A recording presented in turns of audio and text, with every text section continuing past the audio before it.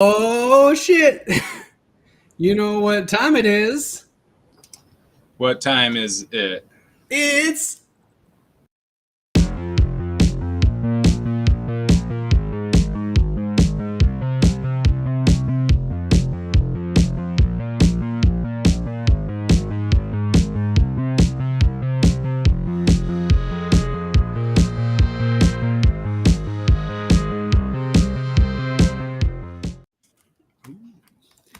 Comic Burrito on Livestream. I'm Todd.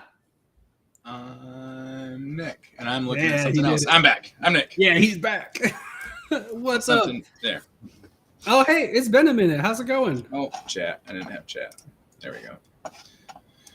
It's been, yeah. I had vacation, and everything's a blur. Don't ask me about anything. Dope. I got sick and everything's a blur, so I get it. I know I read a lot of books. What's up, and Flash Ray? hey, Flash Ray. I was essentially 2.5 weeks behind on books. Oh, I'm so behind. Maybe 3, because our shop was gonna like hook me up. We're leaving Tuesday, and they were like, "Yeah, they're like, we'll get you taken care of," and then their shipment was delayed, so it was like, oh, crap. But I read a lot of digital and Strange Academy. It's good, right? Strange Academy. I know. It's better than it should have been. I didn't understand. Well, it's still going, right? It's still, yeah. Oh, I'm sorry. I'm trade waiting now because I was pulling it, so it's a was to me because I'm not currently reading it. What's up, Sam the King? Yeah, that's one of my new favorite things. How's Canada? Is that Strange Academy? It's very strange. Yeah, it is. It's good though. I think the first one had a Scotty Young cover. Yeah, number 1. Yeah. So I got that because I was like, I'm a sucker for a really awesome Scotty Young cover. I can't help it. And I was like, it's Marvel, but you know what? I'll try it. And then I read it. I'm like, fuck. I like this. I guess I'm going to read it. I'm kind of happy that I waited to read it because I'd be pulling it for sure. It would just be another. But now it's too late, I think, and there's like a lot of spec with it. Yeah. I'm pretty sure number 1 would cost me too much money that I don't want to spend for. Would it? Something. I have a regular and a Scotty, so I can get rid of my regular if it's worse. Not a lot, but I'll find out. No, that's not necessary. You know I won't sell it. I don't sell books. Well, but if it's low enough, maybe I would buy it from you. Oh, you see, I'll sell it to you. That's true. Good point. Oh, that's fair, man. Good luck. Sick kids are not fun. Todd Speed. It's always a bummer. I hate it when my kids are sick. Yeah, word. Oh, while we're waiting for people to file in, I got something that I'm going to show. Well, I got one thing. My favorite thing happened again. The big one? The big boys. Look at this shit. I love it so much. How fucking cool is this? That's awesome. And then, oh shit, it's too big. Is there a not you never heard that. Is there a splash page in that book? I don't remember. Like shit. I'll find out. Double. I want to see the full thing. The fully. Oh, it's so cool. I haven't actually read through it yet because it came in this week. But I like those too. They haven't done any other ones though, have they, in that series? There's been 3. Oh, and Draco and Knuckle Duster. Yeah, it was just. I think they have 2 in this world, but that's it. Literally, because there was there's Phantom Star Killer. Candy yet? Phantom Star Killer. That's the one. Yeah, there's Phantom Star Killer and then Draco. No, there's no full page splash. No. If you eat all your kids' Easter candy, then you just tell them that the eggs are hidden really good and they can't find them. Yeah, these are $20, which is kind of a lot for it's like trade money, but it's really cool. And this is cooler than the metal to me because like I really love the metal books and I very much love that I have them. They're awesome, but this is so much more unique. It's just really cool. And you're not just getting a big version of it. You're getting like the lightly colored type black and white cool things and all of that. It's like when they do the director's really cool cut, but it's bigger. Exactly. Yeah. It's just real cool.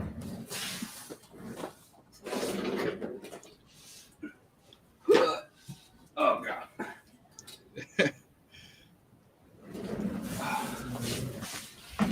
Then there was another book that I read. There's another book that I read last night. I read the first 2 issues, and then I just fell asleep. Of what? I had some super weird dreams about record players and blood. Oh yeah. And sunflowers everywhere. And then I woke up and read the rest of it, and that was a really good book as well. That's cool. I don't know what that book could be about. I haven't. I don't know if that sounds really unfamiliar to me. But hey, maybe we'll talk to someone soon who can tell us more about a book that's somewhat like that. But yeah, so friend of the show, Kevin Ratatouille's Freaks Now came out in trade. It's still a mind fuck. Holy shit.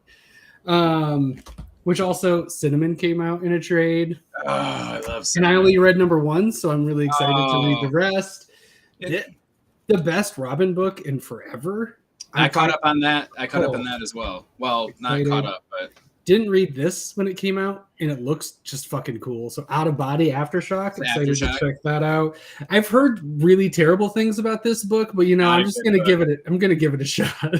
Not a good book. Yeah, awful. I wish this Mark Russell guy could write better. I wish he could. You know what I think he could do is if he took like a beloved children's cartoon. Oh yeah. But then used it as a vehicle to speak on like modern society. Yeah, I think he or like a Jesus story. Yeah. One of those 2 things I think could be really successful. And then I got the Gaiman trilogy. I got Norse Mythology Volume 2, the follow-up to Volume 1.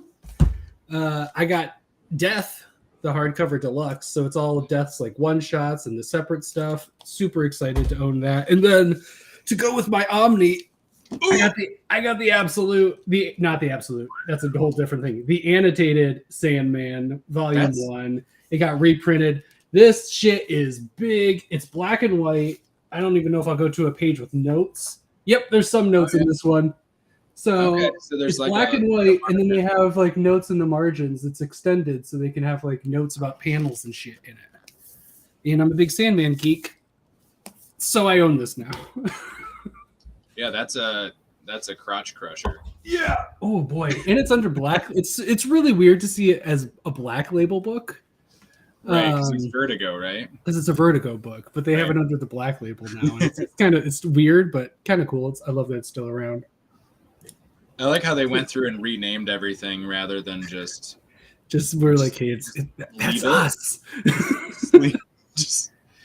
just buy Vertigo and then just keep everything. Just keep that name. Well, it's theirs, so. Well, right. Yeah. No, I don't get the rebrand. I don't either. It's just confusing, and it just makes my spines not match when I. Yeah. What the hell? Buy the wrong issue. Speaking of rebrands. I know this man who it's like every book is a rebrand. It's like, you know what? You think you got me pegged? Fuck you guys. Here's something else.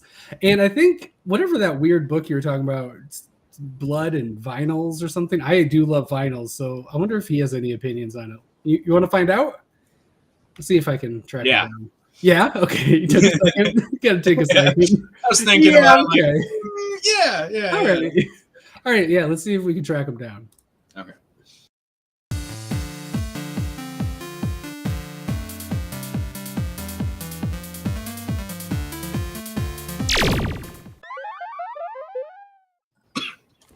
It's Doug Wagner. Hey guys, how's it going? Good, how are you? Doing great, man. Great. So, what are your feelings on Sandman? I love Sandman. Yeah. So I was eyeing, I was watching you were showing both the Death and the Sandman. What is it? What do you say it was? Is it omnibus or what are they calling it? It's annotated Sandman is annotated Sandman. Okay. Yeah. And yeah, then, dude, I was kind of salivating when I saw that hardcover. I love hardcovers. Like I'm a sucker for hardcovers. It's so bad. No, me too. Yeah. It's ridiculous. Like I've switched to just trade weighting almost everything now, and the best thing to trade weight is Black Label stuff. The DC, because the DC hardcovers are just absurd. Which, speaking of, this is the Inside of the Death Deluxe. Look at that. Yeah. Oh my god. Oh. Oh. You know what I haven't done yet? I was going to do it on the show, and I'll do this for you too, Doug. I don't know what the inside of this annotated looks like. This is the jacket cover. Now, what's an example of some of the annotations that are in there? Is it like it's like this is thoughts from clean and simple Gaiman? It's here. I'll show you. It's just very chic. Nice, simple. Is that like a? That's it. A foil though. That's a foil. It looks like yes. Yeah. It's a nice shiny. It's embossed. It's embossed. Like it's real classy. So, Sandman 3, page 20, panel 1. Rachel, who lives only in dreams, quotes the Everly Brothers' 1958 classic song, "All I Have to Do Is Dream." In issue 3, an ad page follows this page. Things like that. It's kind of like more like factoids. Oh, okay. Yeah. Have you guys ever heard him speak or? Mm-hmm. Oh yeah. Yeah. I was lucky enough. He was here in Utah, and he did like like one of his he just sits and talks, right? And of course, he was genius. And then I took his master class. Oh, nice. Oh, I've seen ads for that. I want to do that just to listen to him. Yeah. Well, what's crazy is like he's one of those guys that you can tell like operates on such a higher level, like even from a writer standpoint. Mm-hmm. That when he's talking, he's like, "Hey, just be brilliant." And you're like, "Yeah, I can't use that." Like, okay, Neil, whatever you say, Neil, you got it. Like reading those short stories, and you're like, I would never ever be able to write that, like ever. Like I could practice forever, and I wouldn't come up with that short story. Like there's no way. But yeah, he's so brilliant. Yeah, it is. He is my favorite author across genres and medium. Like, Good Omens is my favorite book of all time. It was also my first Gaiman, so like, it's just a big deal for me. And it's just ever since then, it's just been comics and media and all of that. I remember he like when pandemic hit, he was one of the authors that was like, if teachers need like resources, like my stories are. Yeah, he released a bunch of shit. Like, here's all this stuff for free. Download it, and you can just read it, talk about it, teach it, do whatever you want with it. It's very cool. Anyways, we're all in agreement that Neil Gaiman's awesome. How's it going, Doug? How you doing? Doing great, man. I mean, obviously, we just got through the latest surge, so like it's weird to get back out and see people again. Even if it's on the internet. And, right. Yeah, I mean, so I mean, things are looking up in that regard. So it's kind of nice to like get a chance to relax a little bit, from the oh my god, I got to go out and get groceries, right? 100%. Yeah.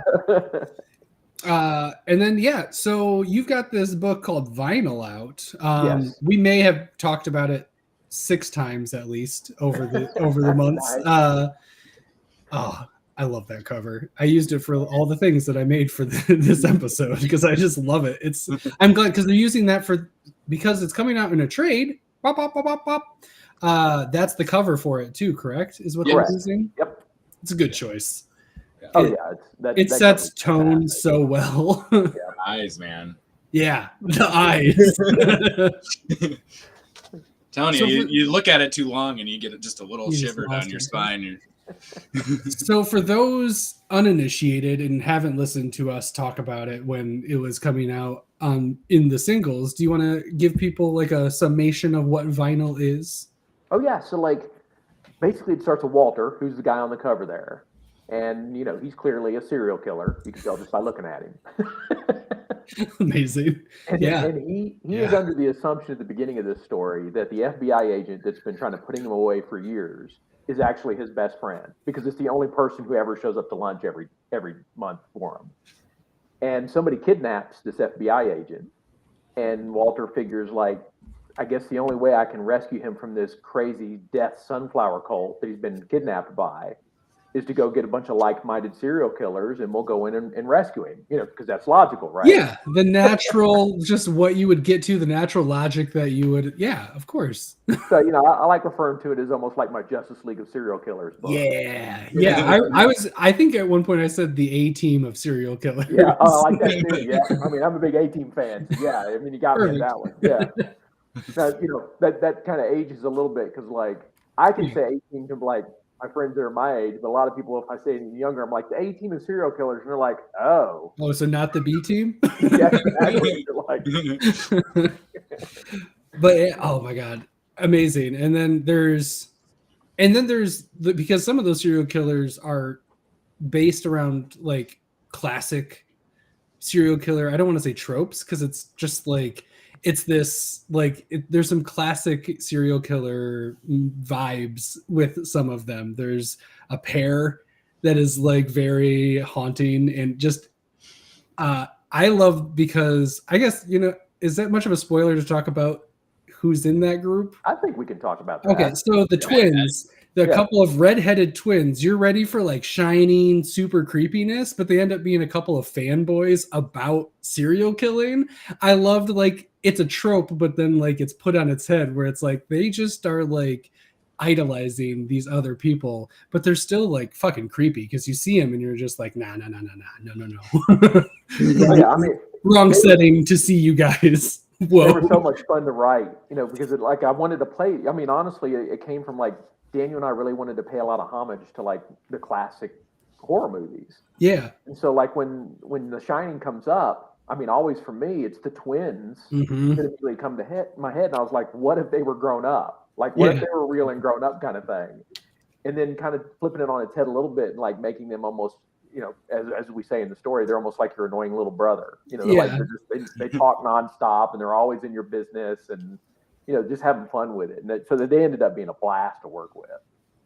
Yeah, you could tell because it was like you could tell that the characters were annoyed, but I was always just entertained by them because I was just like, oh, look at these. They want to go to, like, the serial killer con and just, like, they'd sit in the autograph line and just and I love that. But then when it's, like, time to be creepy as shit, they also are really, like, into it.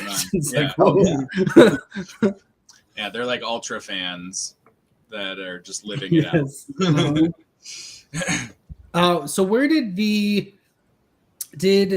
Vinyl come before Walter, or did Walter come after Vinyl? Like, what was the seed that began? Because it seems like it revolves around Walter, but was Walter, like, the actual core of it, and then, like, Vinyl, like, the music part came into it first, or after that? How did the breakdown work for the evolution? When we talked about Plastic when it came in, and kind of like how the entire story of Plastic all came to me almost in a minute, right? And so that one was in those. I love when those happened. Vinyl was not that case. It was like I'd come up with this character called Snap quite a while back, based on another song, based on a song that I had heard. And Eric Stevenson came to Daniel and I and said, hey, instead of doing, like, Plastic 2, what if you did, like, a trilogy of these material kind of things? And so, we were kicking around, and, the obvious ones came out, Leather and, all those kind of things. And then I hit on Vinyl, and I go, but what if it isn't vinyl that, like, the vinyl you wear, but a vinyl record that would kind of give us a different spin on it? No pun intended. I was like, oh, this is good. I love it. And so then it was like trying to figure out how, like, I was going to make that work. And when I started going, okay, so I've got this character who's clearly a serial killer. He's kind of got this persona that he calls Snap. And how am I going to work this into, like, this record thing? And then when I was reading, just kind of playing around on the internet, and found they actually use music for people to have dementia. And I was like, oh, that's it. That's kind of put it all together. And so that's when it's kind of like, okay, we'll have this older guy who's listening to kind of basically an iPod, but it's all the vinyl records that he loves kind of thing. And that, when he kills people, he usually listens to vinyl when he's doing it. And so he has a theme song for every kill. And so, that's where I kind of all got started. And, the rest of it kind of started writing itself after that. Awesome. It's a really interesting character, and that journey that you're on with Walter and the music and all that is really cool. And it's around issue 4 is when like you get the fun unravel when you're like, okay, shit's hitting the fan and all of that. And it's great. I really enjoy that. He got it's a really cool arc because like 6 issues isn't like a ton to work with. But I really feel like I know Walter really well and fantastic, like feel good with like the Walter I got. He's creepy as fuck. I don't want to actually meet him, but I feel like I did. So maybe it was a slip, but you mentioned trilogy. So is there a plan then for more? Because you also, when you mentioned that it was like your like serial killer Justice League, I'm like, I would love like the Twins book and the Vinylverse. The little even if it's like a little short story or something, that'd be great. I mean, it's tough to say. Well, this kind of snuck up on us, to be honest with you. Like Plastic was such a success for us that we weren't expecting that. Hey, Steve. Hey, Steven. And so like then we came up with Vinyl, and obviously the Eric came to us, with the trilogy thing. And so yes, there is a third installment in this serial killer universe. Nice. Wood. And so, yep. And so that it is currently slated for November. So okay, cool. Oh shit! Steve said wood. Steve, yep. Wow. It's got to be wood now, Steve. Great minds think alike. Wood. But it's WOULD. Oh yeah, that's another flip. Yeah. That's awesome. So it's slated for November, you said? Yep, it's slated for November. So it's May. Nope, it's April. I'm just looking into May now because of how life works. It's April. That's November. Do you have anything like coming? Like, man, what would be sooner? Like June?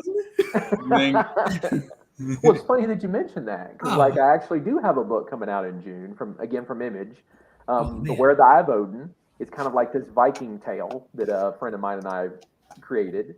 It's going to be 4 double-sized issues, so kind of like a headlopper thickness to the books. Okay. Cool. And it's just one of those weird things. Like, I mean, Tim Odlin, who's the artist on the book, great friend. We kind of just met by accident. And we started having lunch every Wednesday to talk about comics at Taco Bell. And he asked one day, like, hey, you want to work together? And I was like, of course. And so from there on, we started writing Vikings and Trolls. Nice. That's cool. Yeah. Awesome. Because you said it's being solicited. So do you want to give like a summation of what Eye of Odin is? Oh, yeah. So basically, it starts out with this Viking prince of a small village, and he's kind of like our everyman character in this one. And he's been told all these tales from his father, of Odin and Thor and Loki and all that kind of stuff, but he never believed any of them. And in the beginning of the story, you find out immediately, like, all of those tales are actually true, every single one of them. Yeah. And so he's come into possession by accident the actual right eye of Odin, which if you know anything about Norse mythology, like, Odin removed his right eye to give it to the Frost Giant King to gain true wisdom. Well, if anybody other than the Frost Giant King touches it, it curses you, and you have 1 month to return it to its rightful owner, or you die this like horrible death of boil and decay. Awesome. So he's got to go return this eye, which means he's going to have to go through all these kingdoms, right? Like trolls, Earthian smiths, all this stuff. Sweet. And that's cool. And he's got like an old warrior who's now the town's blacksmith, but he only has 1 arm.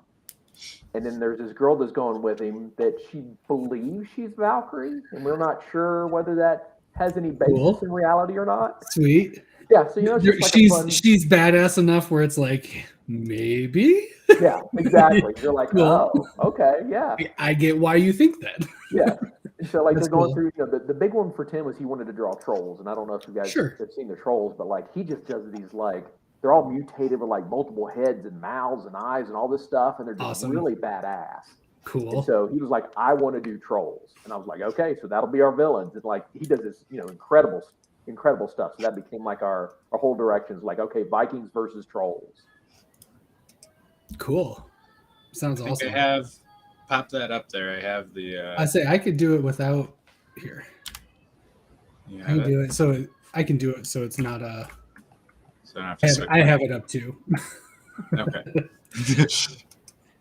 I like the cover a lot. I was telling Doug before that I somehow missed this in previews. I don't know how that happens, but it happens. Kaplu. There we go. Make it all big. There we go. And you can tell Tim did the cover on this too. And I mean, you can tell like the degree of detail he gets into. And there's, I think, one of the pages you can see, like in some of the ads we've had out. We have these little characters called Hunter Folk, and they're like little tiny humanoids.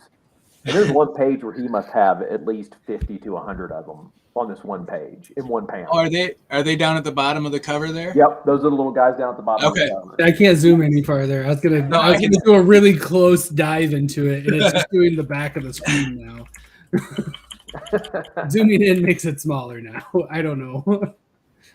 You have like this weird, like, the knot, the Viking Norse knot thing going around the edges and that kind of stuff. I mean, that's just what Tim does. Like he cares more about delivering the story than he does how long it takes him to draw something. Also, is this indicative of the interior art as well? Yes. Cool. Nice. Sweet. All right. Well, I Looks guess great. Message my LCS again tomorrow. As should anybody who's interested.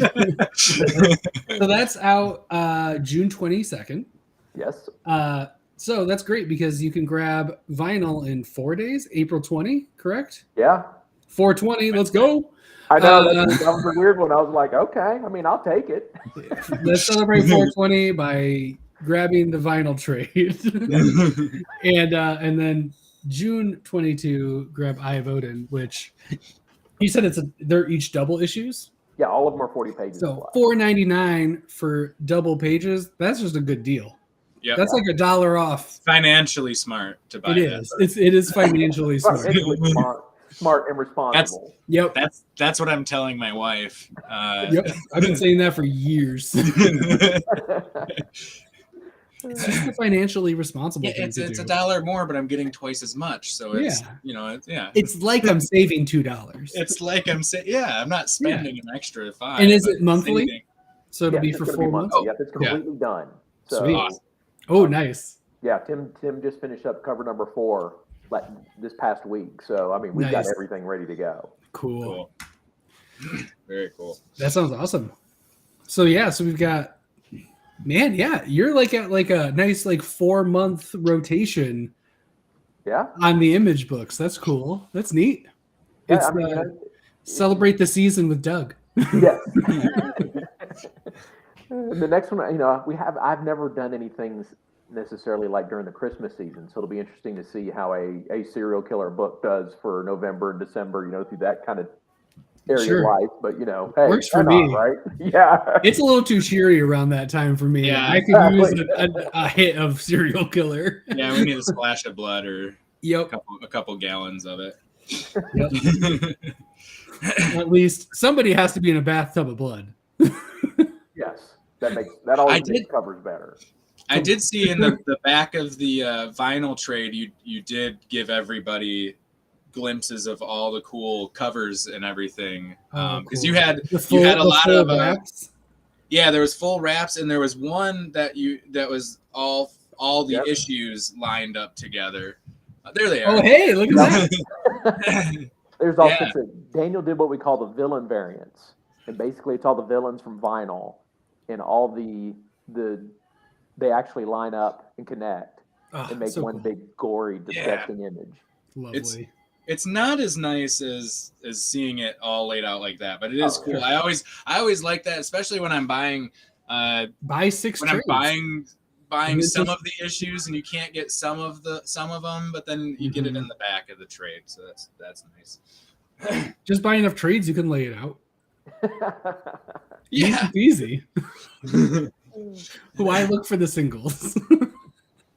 There's this. Well, the cool thing about those. Speaking of the twins too, that you like. That's it's so good. Look at that one. It's so good. It was really interesting in this one because, like, you know, I think Daniel would. I don't think I'm throwing him under the bus here. But previously, like Daniel, admittedly to me anyway, he would say, "Hey, I struggle with covers."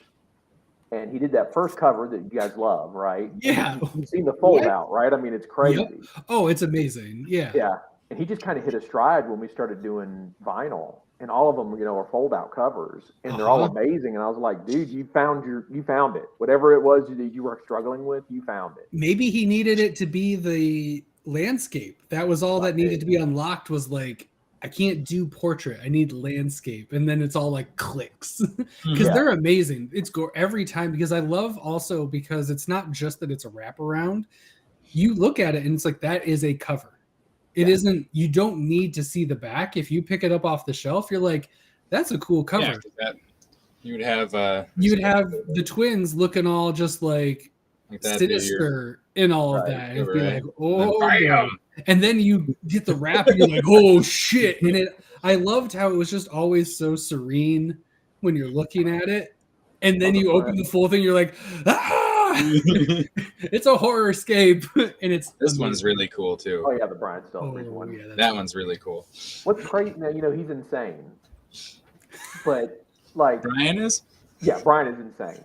But like the music in the background of that is actually the actual music from the first song in the book, from the Robert Johnson song. That's amazing. Cool. That's really cool. Like, yeah, I mean, yeah, he's just. That's just a nice touch, because that could be anything. That could have just been musical notes, right? Yeah, like didn't have to make sense. That's really cool. That's a neat touch. You can get that in the annotated. You can get things like that in the annotated vinyl. Yeah. I always wonder that with stuff that like I can't read music, but there was a different book I read recently that had musical notes like that, and I was like, I wonder if those are the right. I think it was Nita Hawes maybe, and I was like, I wonder if that's the it's Barnes, so I'm sure it is, but it's Jason Sean Alexander. Yeah, I'm that sure it is. Yeah, sure it is, but yeah.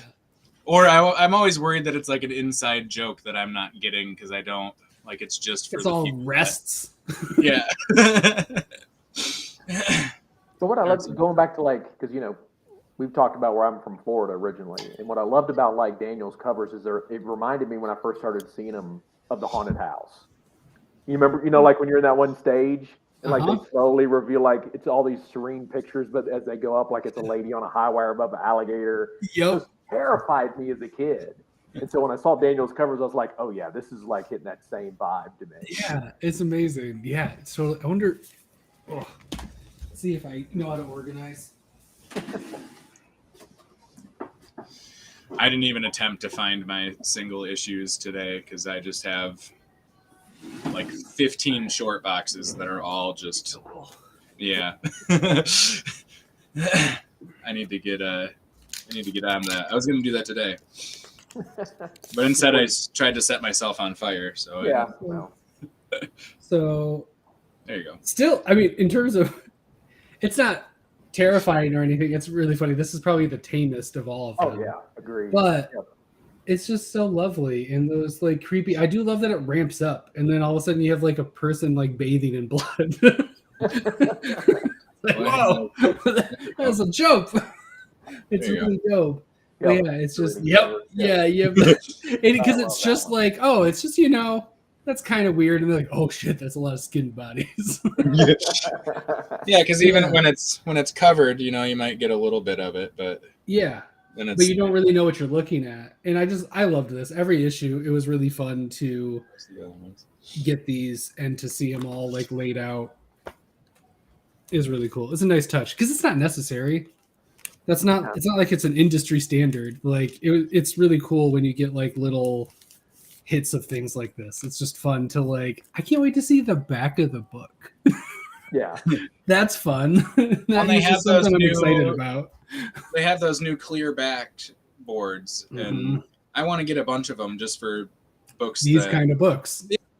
And then I'll just have a box of like these have my clear backs because there's something fun. I have a huge collection of wraparound New 52 Green Lantern books because they did like a sketch cover wraparound. They had that. They were really into that during Blackest Night. And I have like a couple dozen that I want to get those in for. And then it'd be cool for this where it's like, oh, neat. And then you look at it, nice. It's all pretty. And I don't have to take it out of the bag. All the bad idea books. And yeah. But yeah, so last you were here, we were talking YUMI. Right. And now we're talking vinyl. And then next you're talking, we'll hopefully get to talk to you about Eye of Odin. We're just going to, every like 4 months, we're just going to be like, hey, Doug. Want to come on and yeah, what you got going? And I'm excited because it'll be different every time. I can't wait to talk about wood. What is yeah, I can't either. I'm taping that and using it as a sound bed. I can't wait to talk about wood. Yeah, I need to take that too. Amazing. Thank you. I will make that into a GIF that I will put on the internet. So what is it? Those are three very different things that I just listed off, and that's just your 3 last books, right? Because there's some like there's World of Warcraft is in there too, and then Plastic goes with that, but that's still it's been a minute since Plastic. 2017. Yeah, how? It seems like you enjoy it because you keep doing it, but like. We talk to a lot of authors and writers and people, and they stay kind of in their lane. Like they know what they like to write and they have their genre. You're like grabbing, are you like that with a lot of things? What has gotten you to that point where that's like the thing that you're doing? It's just kind of like, yeah, that sounds good. Let's go. It's you're right. I mean, because I've been told, kind of stay in your lane. And I didn't know what my lane was. Yeah. And so what happens is I bump into other artists like Hoyt and Tim and others, and like I ask them what they want to draw, and they usually have something in mind. Like Tim was Vikings and Trolls, and then Hoyt kind of had the base idea for YUMI, and it was different than what I'm normally doing. And so I kind of gravitate to like, hey, I just want to tell a really good story, and just jump into it and try to find that like it's unique. Like when it starts talking to me, like what's unique about this story, and I enjoy it all. I mean, that's what's weird. I don't know like where that came from, but I do have like a very diverse taste, and even like I like bad movies to good movies to like the great ones. I mean, when you start talking about something like Citizen Kane or Logan Lucky, where I'm just like, man, I love these movies, all the way down to The Babysitter, and so like. Yeah. It's everything. And since I enjoy all that stuff, I consume a lot of it. And so I think what happens is sometimes, like you're saying, like if Tim comes to me and he's like, hey, I want Vikings and Trolls. I'm like, okay, well, let's do Vikings and Trolls. Cool. And I jump out of my lane for a second. It's not the serial killer, and it's like, okay, well, I mean, it is what it is. That's cool. I like that. It's artist. It's like a lot of things artist inspired, which is cool. Cause I don't know if we've heard that from any guest where it was like the artist had this idea, so I ran with it, and then like, which is cool because as someone who, same with you, but my line is I like everything from Sharknado to Schindler's List. Right. I love that. That is my taste, is in between those two things, which is basically everything. And I love that it's the artist that is like giving you the nudge, and then you're like taking it from there. That's cool because it's always like, oh, I had like this idea for like, what if like a hippie became Godzilla, and then they go out and find the artist that can do that. So that's cool. That's interesting. It's almost a reverse engineer from the typical, But you are plastic, vinyl, wood. Is that what you would say is you? Like when you're like finding something? I mean, because that I do love that stuff. Like, I mean, plastic and vinyl are clearly like those are part of my soul. And I love doing that dark comedy, kind of like horror inspired kind of stuff. But there's a part of me too that just, I mean, I love adventure as well. So like, I'm more of like a sci-fi fantasy guy, and I mean, I'm a huge sci-fi guy, and so that one's a tough one to get done in comics. But you know, maybe someday I'll find the right artist that's like, yeah, I want to draw ships and fighters and those kind of things. But that's a tougher sell, I think, in comics than a lot of other genres. Which is weird because you would think with the nerd ratio that we have in comics, sci-fi is still a strong genre because it's just a main genre, but it's not like if you go to like new releases this week, there's not a lot of it. There's not a ton of sci-fi, but there's a ton of horror. Right. A lot of horror, a lot of fantasy, a lot of capes, fantasy, horror. Yeah. Yep. Especially right now, I think there is. So that's interesting. Yeah, I really hope you find your spaceship artist because I'm interested. You know, alloy is a material that you want me? I could do serial killers in space, kind of thing. Yeah, let's get Jason X by Doug Wagner. Let's go. Yeah, Jason X, and I mean, how do you throw him in Star Wars or Star Trek? Like Star Trek because it's better. Trek. Yeah.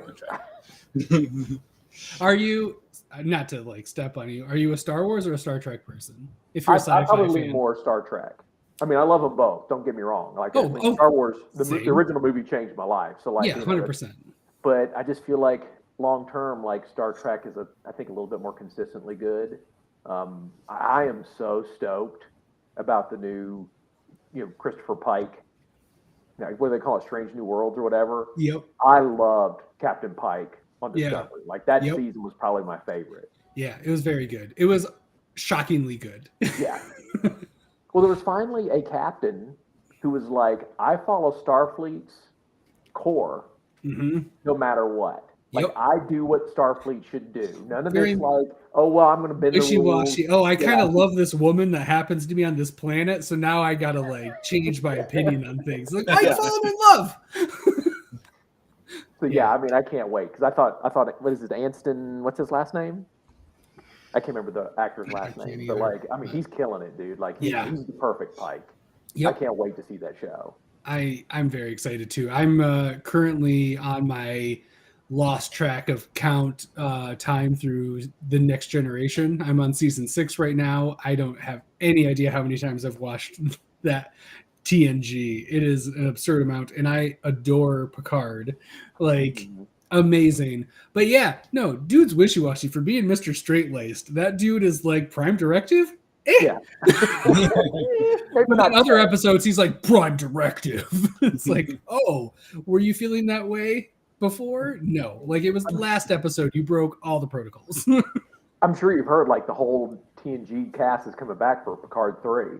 Oh, no, I haven't because I'm not in on news. Like I always miss that stuff. Amazing. That's the really whole cool. cast is coming back for season 3, and I'm including just like, are we getting Wesley Crusher? I don't know. Are we getting a Will Wheaton? I don't know if we're getting Will Wheaton or not, but I know like we've got Data, Troy, Ben Spiner. Yep, Spiner. Yep. I had the biggest crush on Dr. Crusher. Like, oh yeah. My goodness, it was absurd. So excited to see Gates McFadden. Yep. That's her name, man. And Michael Dorn. Is everyone still alive? I think so. That's kind of surprising. It's been a minute. That's cool. That's exciting. Get it before we can't. Yeah. I mean, Patrick Stewart's the oldest, right? Yes. Yeah. So I think everybody's still alive. So one more season. Right? If I can get Data in my life again, that's pretty incredible. Yep. Is Star Trek like your for your list of sci-fi? Is that like your number one? I mean, just because for the sheer amount of Star Trek, you kind of have to put it up there. Yeah, that's fair. But I mean, you're Alien and Aliens. Oh, sure. Yeah. Okay. Yeah. I don't know. Which one do you like better? It's not very much of it, but it's real good. Oh yeah. Because I don't count anything past Aliens doesn't count in my head. But like, you're not an AVP fan? No. I mean, I watched it, but yeah, I love it, but it's for a different reason. Yeah. That's the Sharknado side. Yes, exactly. And Nick, I to be honest with you, I can't pick a favorite between those two because they're so different. Yeah, I know. So that's why I always ask that though when people say that that they like those movies, because it's like Nick really just wants you to part of me feels that if somebody can be like, oh, I like Aliens better, then I'm like, you're not a real fan. I mean, I'll say Alien is better in my opinion, but that's just because like you like the suspense. It gets me every time. I've seen it more times than I can count, and every time I'm still like, like how does that? I don't understand how that works, but it still gets intense. me, and I'm still just like seeing the ending. I'm still just like, whoa! It's just like I don't get it, but it gets me, and I love that. I can't. Yeah. Oh. And how do you do something? The first 30 minutes of that film is so brilliantly slow. Yep. But still interesting. Like it pulls you in. Yeah. I don't know how. It's dumb. It's one of the best burns in. It's great. Oh yeah. Oh yeah. What do you like more, Nick? Dune or Alien? Dune or Alien? Yeah. I would like Alien better. That's my closest thing for sci-fi with your question for that. I really like Dune, but I guess it's newer to you now. So 8 doesn't have that catch yet. Not yet. I'm a huge Dune fan too. So. Oh yeah, Dune's great. It's really great. I know people bag on the old one, and I love it. Like me too. Yeah, I mean the new one's incredible. Oh yeah, it looks incredible. It's like holy crap! Like I wish that it's one of those things where it's like it's too bad it took. Obviously, it's really quick in the expanse of human history, but it's too bad that it took so long for some of the things we can do now. Because all these brilliant people that were working with like basically like spit and tape compared to what we have now still make something just so fantastic and wonderful. But you couldn't make modern Dune then. And it's just and it's just amazing. It's an experience. Dune. Do you have a favorite? Because we'll transition into like we already did. We're already on the tangent. Do you? Because we're talking a lack of sci-fi in comics. Do you have any sci-fi comics that you would recommend to people who are in sci-fi like where we are, but like comics too? Like I don't have anything that just like trick that I can think of off the top of my head. I mean, the closest thing is probably a Alien Legion, which is what. 40 years old. Yeah, like, it's a ways. Yeah, I mean that's probably the closest thing I can think of that's like true sci-fi. Yeah, that like had me for years. I just loved Alien Legion. There's I think there's stuff you can debate whether it's sci-fi or not. Sure. Like Guardians, is that sci-fi? Yeah, I mean it's fantasy sci-fi. Yeah, right. it rides that. It's the same way with Beckstar.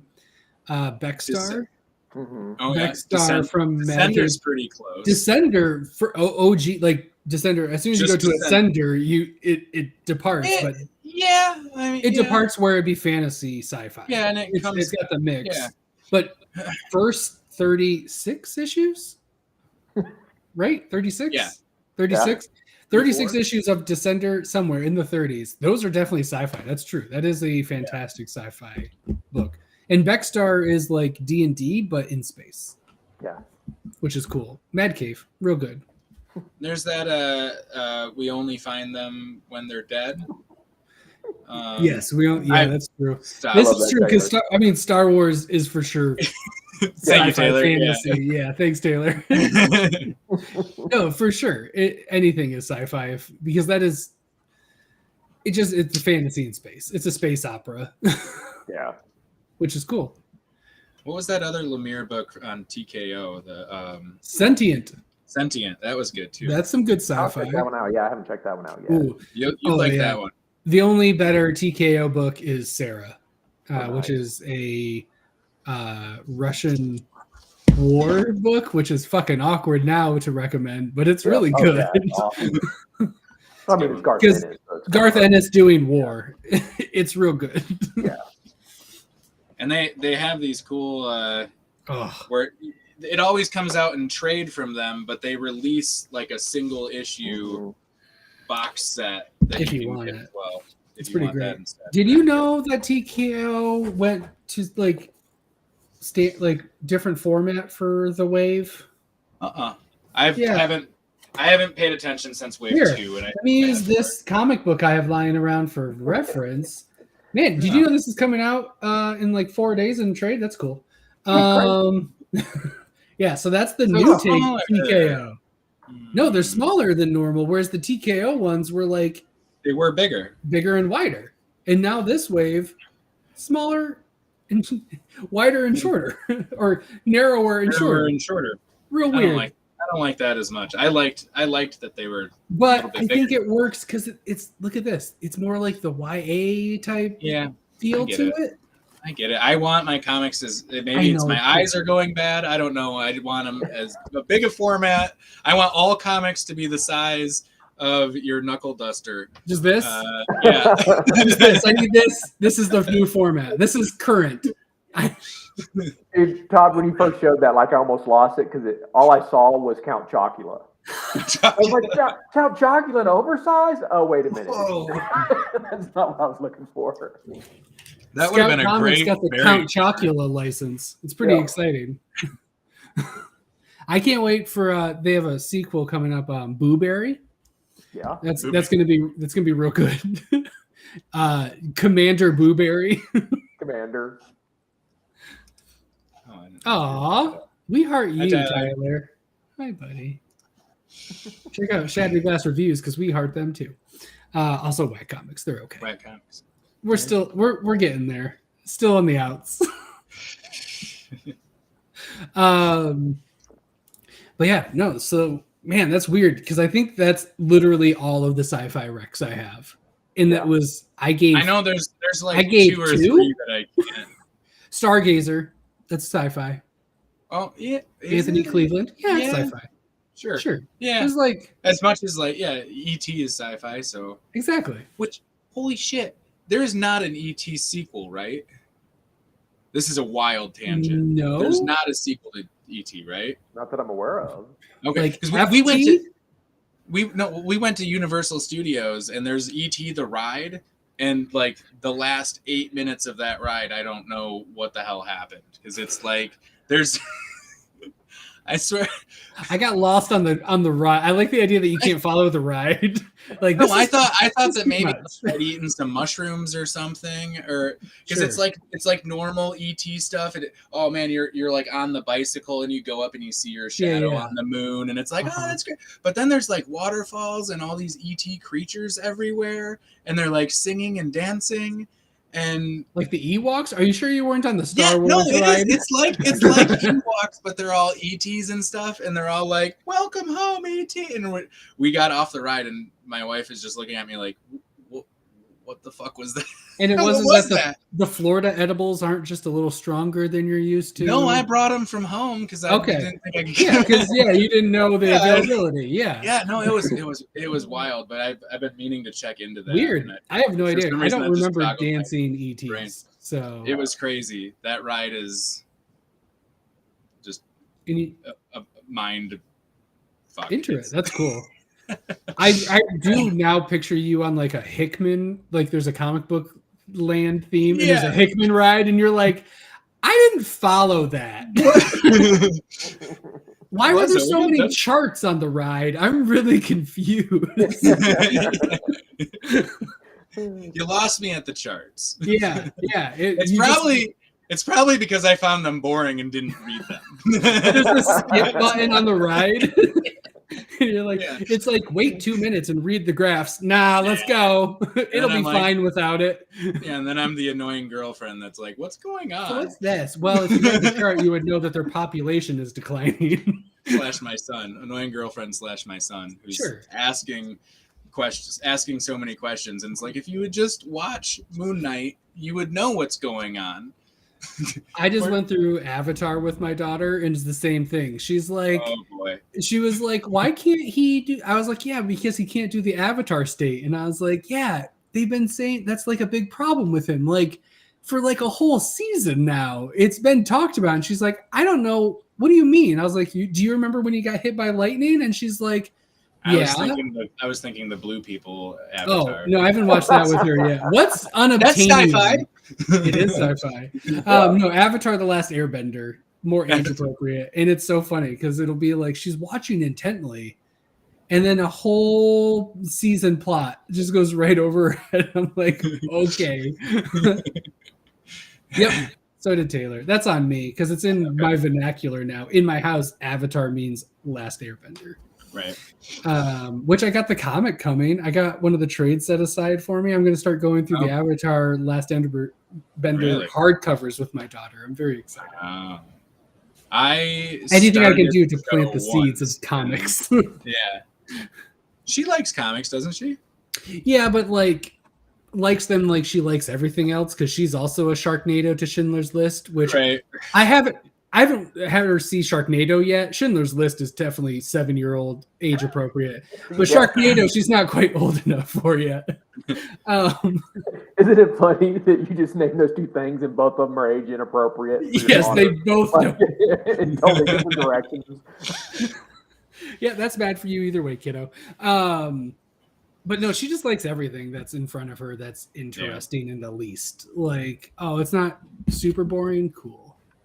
My daughter loves comics, but only when it's like time for bed or you're not supposed to be looking at screens. She's like, Dad, can I read a comic to you? Because she knows we'll do it on the iPad. And it's like, it's like, yeah, you want to read a comic to me / you just want to stare at an electric screen. Yep, I don't want to go to bed. But yeah, I'll take it. Yep, whatever works. It's going to give that dopamine hit that it's a good thing. Whatever I can do to positively condition the comics. Right. I love it. Oh, that's funny. Oh, Taylor. Thanks, Taylor. I love your commentary. I'm going to go grab another beer. Make sure to ask Doug a really incisive, deep question. Yeah. Well, we've already asked the burrito question too. So I've always thought it'd be fun to ask people your perfect burrito question, just so that we could compare to see if you've stayed consistent, or if time maybe your tastes have grown. Todd, I was suggesting the burrito question again to compare, because we don't get. We haven't had too many returns. Yeah, the compare and contrast. Yeah. Well, we're gonna call you a flip flopper, so you better say exactly what you said, or we're gonna roast you. I know exactly what I said last time because it hasn't changed. Amazing. Okay. Yeah. The Alberto's Nachorito. Dude. Oh, that's right. You had the restaurant down the street, right? Yep. They put nachos in a burrito. I mean, there you That's go. still hands down like my favorite. Like that sounds great. Oh, it's so good too. I love me some crunch inside of a burrito. Yeah. Because I'm a nacho nut as it is, and so like to add just throw it in. What do you like on your? What nachos at home?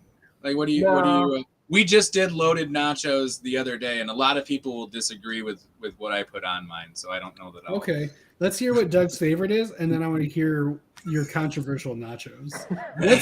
Give me your perfect nacho. Ooh, my perfect nacho? Man, so I mean, obviously you got to have nachos in a burrito. Wow, yeah. Amazing. That's not far from the truth. No wonder.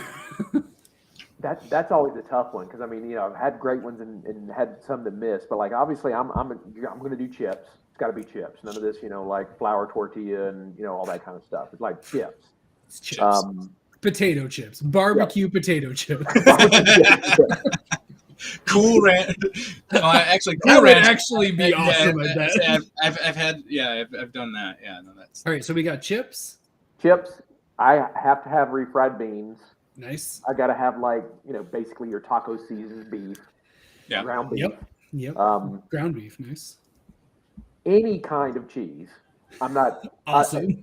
It can be the squirt cheese out of a bottle. I don't care. Like, as long as it's cheese on there. Fair. If we're making it my perfect ones, I want black olives. Oh. Got to have sour cream and guacamole. Yeah. And jalapenos. Nice.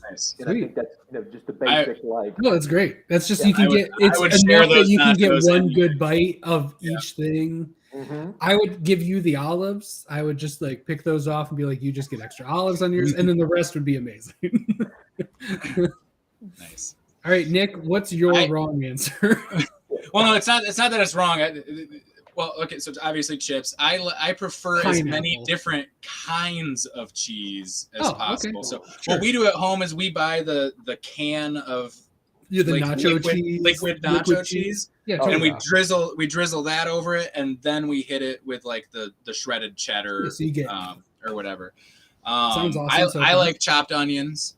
Nice. We usually save leftover pulled pork. Because I do smoked pulled pork a lot. We do the same thing. So we grab that out of the freezer, pulled pork. Yeah. We do the banana peppers. Ooh. And jalapenos, and then sour cream guacamole. You're gonna do it again. I'm gonna do it. I like green olives. Oh, okay. I use the green olives. I can't do nachos with either of you properly. I can do black olives, but I prefer green olives. I had a hamburger this evening, and I had green olives on it. I bought the big thing of green olives. I'll put them on anything, and I if you think I'm wrong, you're probably right about it. No, but that's fine. But you like what it, I like. Cool. That's what I like. So I'm gonna keep eating it. And if I put it over a big section of it, only my daughter likes green olives so in the you're only house. competing with one person, right? But she also won't do the jalapenos, so I just can section off the whole piece, right? And then nobody else will touch. This is how much I want to eat. Right? Yeah, nice, smart. Yeah, I didn't know y'all were talking like gourmet nachos with like pulled pork and brisket and shit like that on there. Like that's perfect nachos. Like, perfect. Yeah. What's your my ideal nachos? I'm gonna just piggyback off of that because I wasn't gonna talk about mine, but my favorite perfect nachos are duck confit nachos from a brewery inside of Grand Rapids. Yes, and they let's all go there right now. They are so good. We had we had a really small wedding. We had 12 people at our wedding, but then we did a reception at Brewery Vivant. And literally, I only wanted to do that because I wanted duck confit nachos at our reception. And they're fucking amazing. Nacho F business. It's a good dog, dude. Those nachos would be better than the ones that I make. The one I said are just the ones we make at home. Sure, yeah. My made at one homes are not duck confit. No. They're refried beans, jalapenos, onions, peppers. If I have like banana peppers or something like that, they'll go on there. Ground beef, taco seasoning. It's kind of like if you guys both combined yours and then put that on too. And then took olives out. It's like there's mine. Yeah. Anything that can like be excused to fall onto nachos, I'll put on my nachos. Anything I have, it's like, whoa. Yeah. I mean, I'll put it on there. We're Greek yogurt instead of sour cream family, though. That's we're different. I love it. That's what we do. It's just as, if anything, I like it more because everything else is so rich. Greek yogurt is like just tangy and like adds a texture to it that I really dig it. Because sour cream now, after I've gotten like done Greek yogurt, is so heavy and just like we eat a lot of sour cream.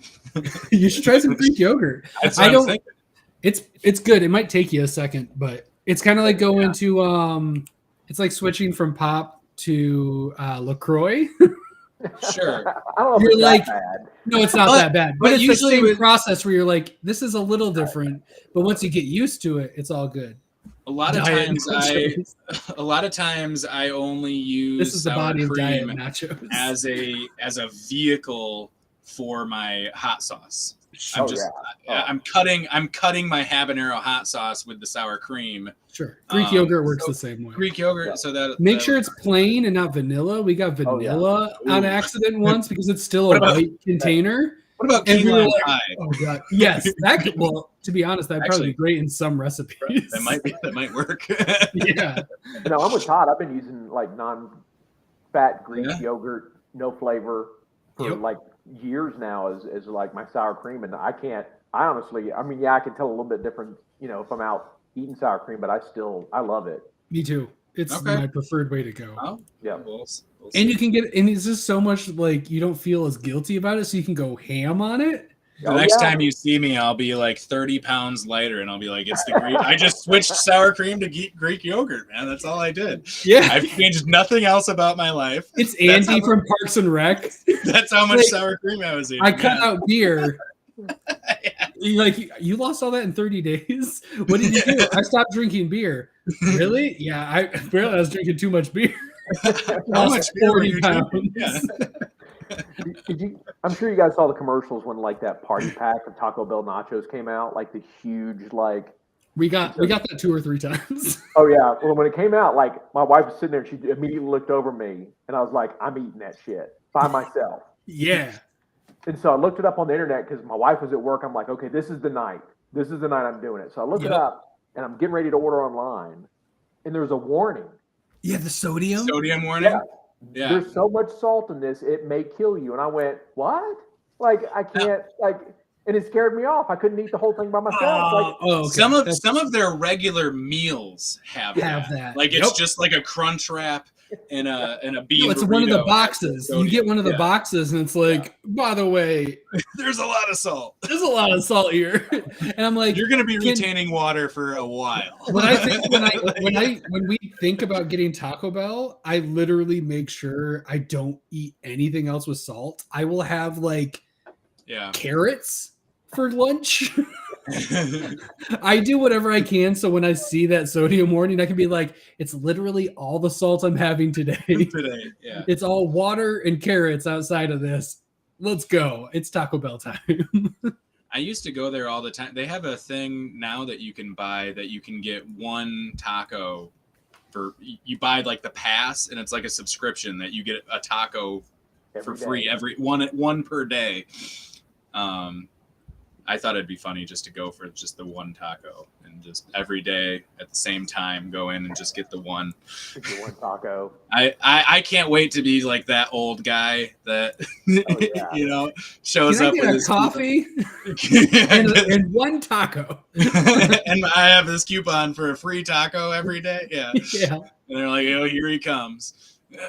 I remember my parents had that for Frosties at Wendy's. Where it was like, I had that. I have that now. Free Frosty. I have that now, but usually a different coupon is better. Like free pub fries or something. The world's really going to shit. Yeah.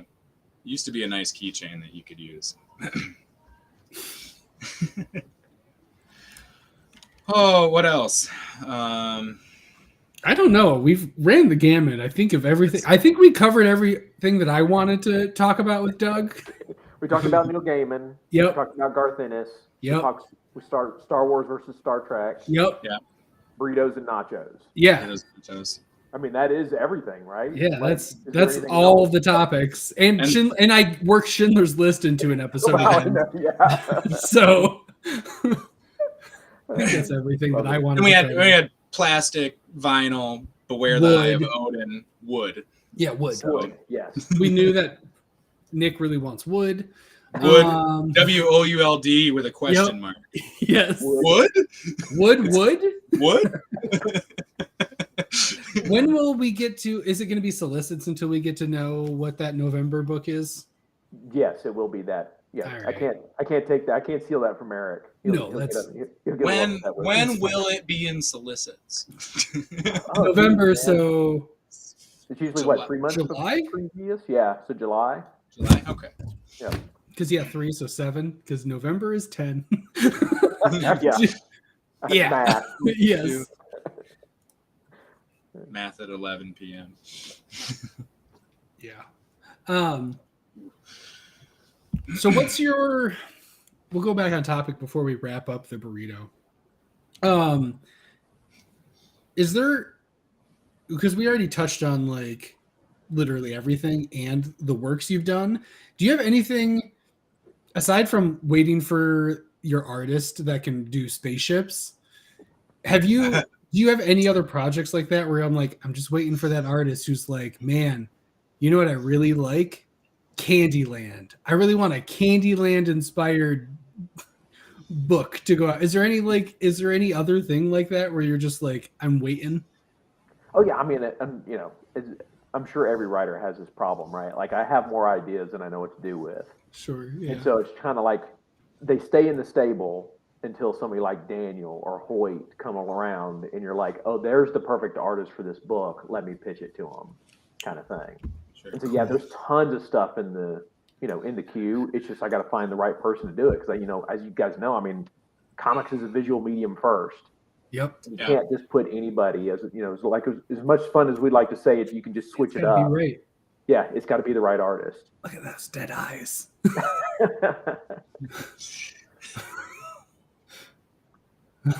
Not everybody could really look at Walter. God. He's such a nice guy. He's such a nice guy. That makes sense. That's cool. No, I dig that. And I feel that way. It's funny how that works out just in like life in general, where you're like, I really would like to do these different things. Like at one point in my life, I was like, it'd be really fun? Comic book podcast. Hey. Shelved. And then all of a sudden, like I'm in a book club with a couple schmucks. And like we could just talking Planet Hulk. Yeah, talking Planet Hulk. It's like, instead of like being on Facebook and like slightly talking about this, we could just like get together and talk about it. And then it became a thing because of that. And it'll just be audio. Yes. It'll just be audio because it's a podcast. I don't have to worry about it. Yeah. Yep. Definitely not live. No. Definitely not live. Definitely not on video. Yeah. Highly edited. I mean, you can take the week off if you burn off your eyebrows and half your hair. Right. Yep. Exactly. Yeah. Hey, what's up, Bearded? Hey, how you doing? We just got done talking. What's your perfect nacho, Bearded? You're gonna have if you're making nachos, what's on it? What we need is Ryan here. That's right. He's got like tofu and yeah, that'd be unexpected and hilarious. Awesome. Yeah, so everybody check out Vinyl in 4 days. Nope, not 2 hands. That's 8. 4 days. Check out Plastic now. Yes. Grab Plastic. You can read Plastic and Yumi. Yep. Until where can people find Yumi now? Pretty much you can still just get it through 12 gauge comics. Okay. Just go to 12gagecomics.com and we still have copies of like the hardcover and the softcover still left. Nice. So yeah, go check that out. It's doing Candyland Madness. Like Candyland Madness. You already did Candyland. But it was like anime and all like polished. Doug, are you doing any cons this year? Yeah, I'm down for sure on Heroes. The pandemic, kind of, as it has with everybody, it's kind of really messed with cons a little bit. They used to be able to give you like a year's advance notice of like, hey, you've got a table. Right. And with everything that's going on, they're kind of like, I'm not like a Adam Hughes or Brian Stelfreeze or any of those kind of guys who are like, they see my name and immediately say yes. And so I'm kind of like on the list for several of them, so like Emerald City and Baltimore and a couple other shows like that I love going to. I just don't know if I have a table yet, so I hate to say like I'm for sure in those yet. But Heroes, I am for sure. I have a table. I'm ready to go. Cool. Sweet. The other ones, keep a lookout. Oh yeah. Yeah. That's cool. Hey, there's some pretty good ones in Michigan, and dude, I'm up for anything. You could hike out with. There's some other Florida people and stuff. I'm sure we could on the way just grab you. Yeah, pick me up in Atlanta. Yeah, you could do a signing at the shop, and it'd be good. Oh, we got a couple of them. There you go. There you go, man. I'm tempted. I was about to be like, I'll be at Baltimore. Yeah, we'll screw it down. That'd be fun. Baltimore's awesome. If you're going, then I'm. Yeah, right. Chips across a platter, no amount of chips. Mixed cheese, shredded chicken, jalapenos, seasoning, sour cream, hot sauce. That's solid. Yeah, that's solid. No mound of chips, so you don't get the flat bear. Yeah, Sometimes I'll do the and then I'll load it and then put more chips and load it. I honestly think about it because one, going to like the DC area would be cool.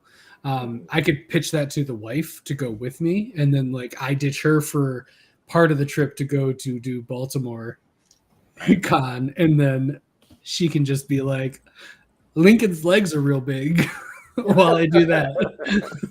And dude, I mean, not only is DC awesome, but like you could, if you do that, just ride the train to Baltimore and back. Totally. Yeah. I mean, dude, it's almost like flying first class. Oh, Mrs. Bearded is coming. Oh, Mrs. Bearded. So yeah, all right. What I might actually be able to pitch that if Mrs. Bearded's gonna go. She'll be like at least someone else who doesn't. Yeah, they would. Yep.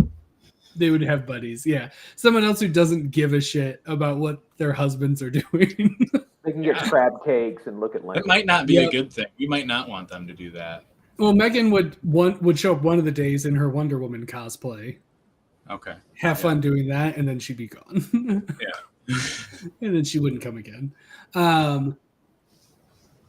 Cool. So make sure, guaranteed, Doug, Bearded, and I all at Baltimore Comic-Con. It's for sure now. What about Nick? Sure. Nick, you're not 100%. coming?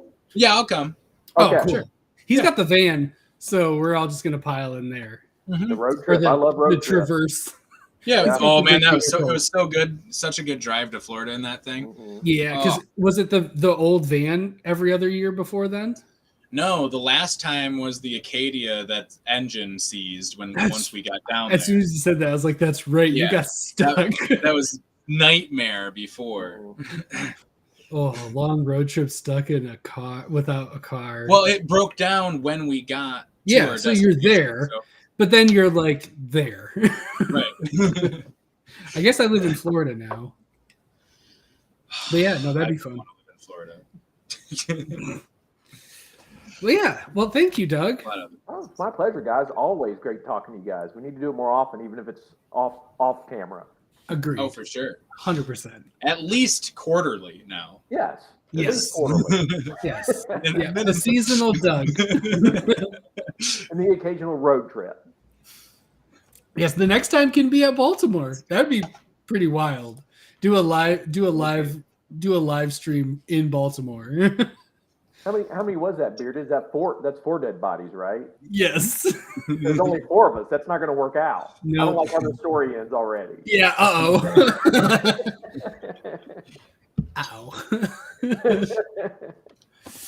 But yeah, thank you everyone for getting wrapped up with us. This has been a man. I am terrible. I'm supposed to be saying at the top. Repping For Everyone Media, our new umbrella love. Go to foreveryonemedia.com.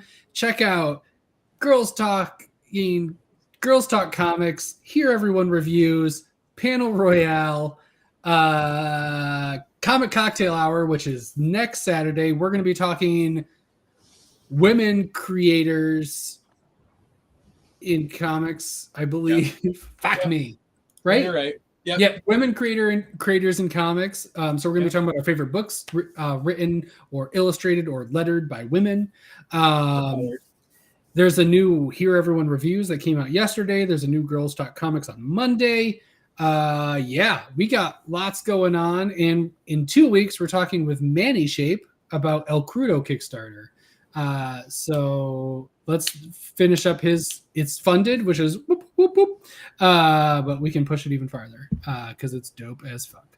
Get your orangutan on. So do that for Everyone Media and Comic Burrito. And then after you go check out all that stuff and subscribe, because your LCS is closed. It's 11:20 on a Saturday. On Monday or tomorrow, go there, tell them, hey, when that vinyl thing hits on 420, make sure to deliver it to me because I'm fucking blazed.